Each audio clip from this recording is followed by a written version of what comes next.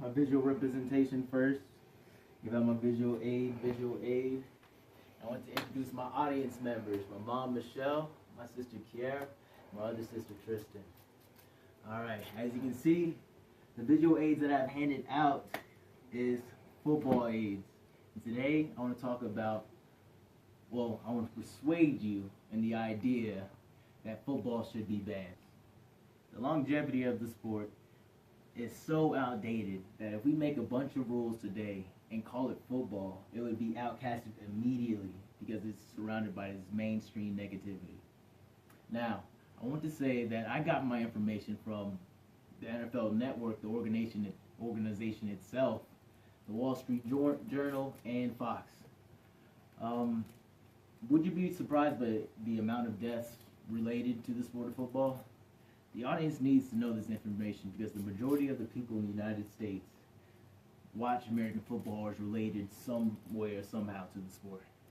I chose this topic because it's a mainstream topic and I think it should be shared. The topics I want to talk about today is CTE, chronic traumatic encephalopathy, the bad cause for football, and the long-term injuries. The long-term injuries, one of my first main points. When watching football, collisions happen every play, and it's caused minor injuries. And I have to give you the definition of CTE first, chronic traumatic encephalopathy, because it is a progression of degenerative disease found in people who have severe blow or related blows to the head. Starting from a little kid in Pop Warner, high school, college, all the way up to the majors now, people have been having head collisions throughout their whole lives, and that has to deal with CTE, and it's degenerative disease towards the brain. Long-term injuries. We had one incident in 2009, the NFL defensive coordinator Greg Williams hired his players to hurt certain people during games and would give them rewards, i.e. Brett Favre. You can go look that up. That's true. One play can end your career. Lawrence Taylor in 1988, Giants versus Redskins. Sacked Joe Theismann, broke his leg. Joe Theismann's career is done. Hall of Famer, done immediately. Arian Foster retired because he had too many injuries. ACL, MCL, and the hamstring. He retired this year. The longevity of the sport can leave a mark on your body by the time you're done.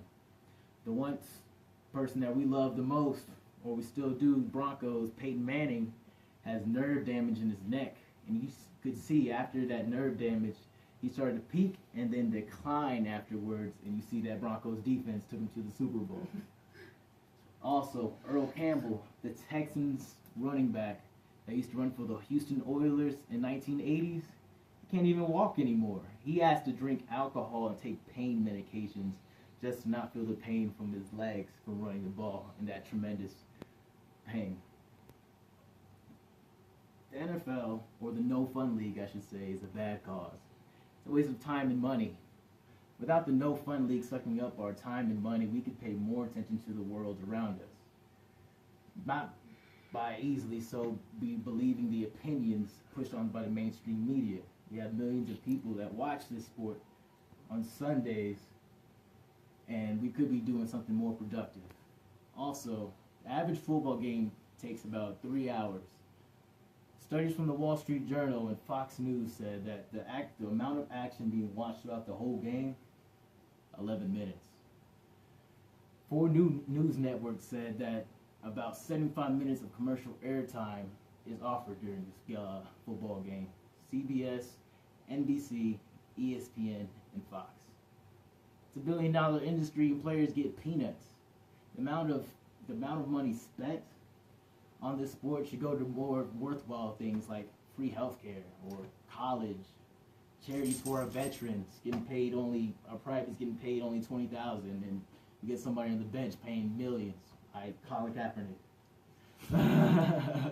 Or real estate or our insurance. And also the money is not guaranteed for these players.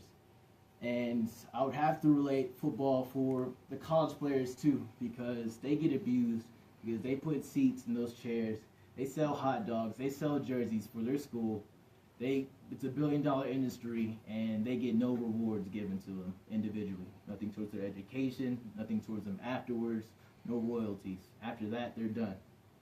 And then lastly, CTE, or chronic traumatic encephalopathy. Concussions. It affects people's families.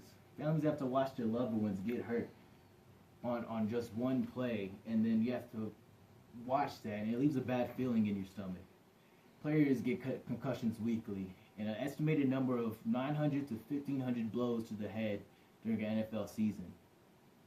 Like I said earlier, CTE is a progressive degenerative disease found in people who have severe blows or repeated blows to the head or the brain. Football is the most common sport with concussion risk of 75% chance.